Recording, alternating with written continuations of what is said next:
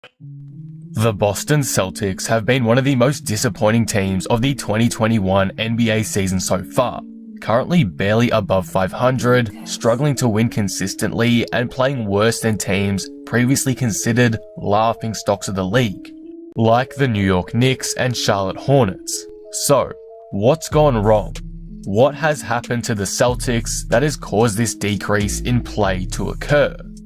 I don't have all the answers, but there are 3 things I personally believe are contributing to the Celtics' underwhelming success in 2021, and I'll be going over them in today's video. It's not everything going wrong with Boston, but it's what I have personally noticed. Before we start, if you're new here and enjoy the video, be sure to subscribe for more NBA content like this. I'm trying to hit 16,000 subscribers, so all support would be greatly appreciated. Anyway, with that being said, let's talk about the Boston Celtics. As of when writing, the Boston Celtics are the 8th seed in the Eastern Conference with a record of 20-20, and in their last 10 games, they have continued the underwhelming trend, going 5-5 in those matches. Their stars are playing well for the most part it seems, and in the handful of games I've watched for Boston this season, I've seen growth in their young players. Jayson Tatum has taken another leap and is averaging 25, 7 and 4. Brown has become a full-on star, making his first All-Star game and averaging 25 points a night as well this season. And the Celtics center Grant Williams is developing really nicely. So, what's the problem? If the players on this team in general are playing well and are even seeing improvements in some areas, what's the matter? The first reason that I believe is somewhat to blame for this lackluster season is injuries to key players. This obviously isn't the fault of the Celtics because it is something out of their control, but with that said, there is no doubt that the somewhat serious injuries sustained to essential members of this team has negatively impacted them. As an example, look at losing a key guy like Marcus Smart for an extended period of time earlier in 2021. Smart is the glue guy for this team defensively and brings so much energy for them on that end. He's incredibly important when they play against top teams. Obviously, not having him around for that extended period has hurt Boston. The impacts of the virus have also been heavily felt on this team. Boston and Jayson Tatum continue to state how Tatum has been impacted by the virus and is still trying to get his conditioning back to peak levels pre-illness, so that in itself has had a big impact on the C's and their success.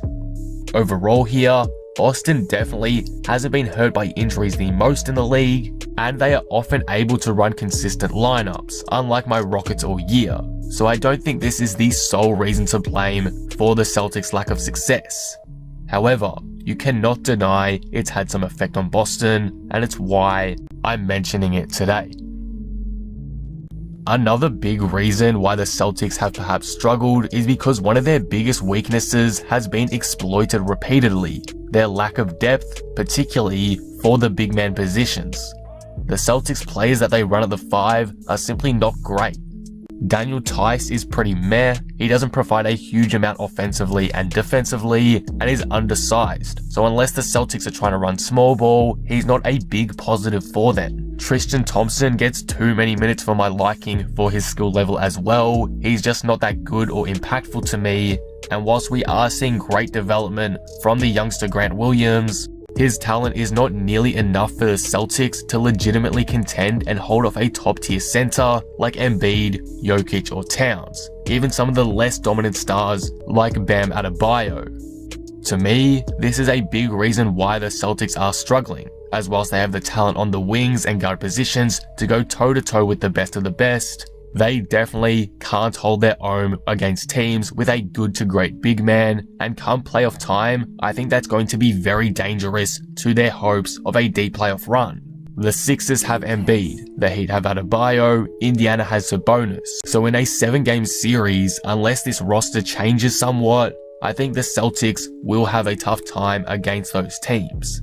This is a fixable problem, like the injuries one. But here, instead of being passive and waiting for players to recover, Boston needs to be aggressive and pursue trades at the deadline to upgrade this area of their roster. Boston tend to look for a steal in a trade, but in this case, it is not worth it in my books. Danny Ainge needs to realize that because it lost him Gordon Hayward for nothing when they could have got back Miles Turner, who, by the way, would have been an elite player to fix this issue. This wouldn't have happened if Boston had just agreed to that fair trade. Boston have under a week to make some form of trade to improve their big man depth, because otherwise, in my opinion, I really can't see things turning around. This issue to me is big and obvious, but luckily, as I've said, it's easily fixable. So we'll have to wait and see what Boston do, and if they make the right call this trade deadline. The upcoming days are going to be critical for the success of the franchise moving forward this season. The third and final reason why the Celtics have struggled is due to inconsistencies from their stars. I don't think I've seen a game all year from Boston where Kemba Walker, Jayson Tatum and Jaylen Brown have all played well together. It's always one or two of them dominating and the other having a poor to mediocre game. Obviously, that's an exaggeration a bit, but it definitely feels like that at times. I'm not sure why that's the case too, because for the most part from what I've seen, their fit together is solid, but it's been happening all year, so I believe it is a reason for concern. This trio has so much potential, but their on and off play, particularly Kemba's, is holding them back, and it's why they barely sit above 500 in my opinion. There's not much else to say here, and I hope I'm not the only person seeing this, but it does feel like, particularly in the last couple of months, that whenever Kemba Walker does well, Tatum plays averagely, and vice versa. That's purely based off what I've watched from the Celtics, so diehard fans, let me know if you agree, because I obviously haven't been able to watch the same amount of Celtics basketball as you have, but that is something I feel like has happened with Boston this season, and it's holding them back. So that's what I believe has gone wrong with the Boston Celtics this season. Injuries to key players throughout the year have been a bit disruptive, and the health and safety protocols as well as the impact from the virus in general on their players has been unfortunate for them. Luckily, the Celtics are getting back to full health, so I believe we could see them get into a rhythm soon. The Celtics' lack of depth at the big man spots, and really in general, is a major concern as well to me. Come playoff time, that's going to be costly if not fixed, so Ainge needs to make some trades as soon as possible to improve arguably the biggest weakness to the Celtics right now. At the end of the day though, I don't think it's all doom and gloom for the Boston Celtics. Obviously, they've been disappointing and it's going to take a lot to turn it around, but there's still 32 games left of the season. The roster is looking healthy, and with some roster upgrades at the deadline, maybe they can get back on track. We'll have to wait and see what happens, but the Celtics have been vastly substandard in 2021 compared to what they were expected to be.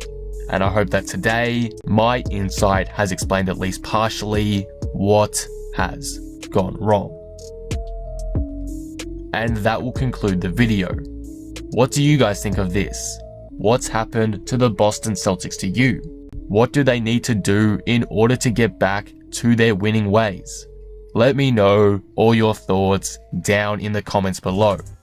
If you enjoyed the video, be sure to drop it a like and subscribe.